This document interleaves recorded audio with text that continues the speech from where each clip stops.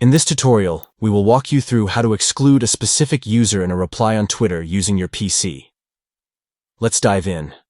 To begin, open Twitter and navigate to the post you wish to respond to.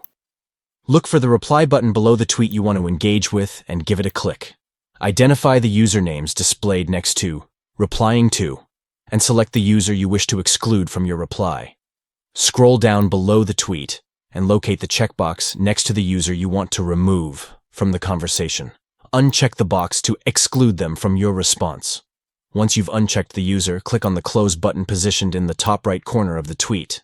Now, all that's left to do is craft your response, type it out, and then simply hit the reply button to post your message while ensuring the specific user is excluded. By following these straightforward steps, you can effectively manage your Twitter interactions and tailor your replies to exclude certain users.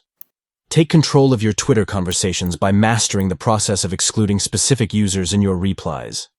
Thank you for watching.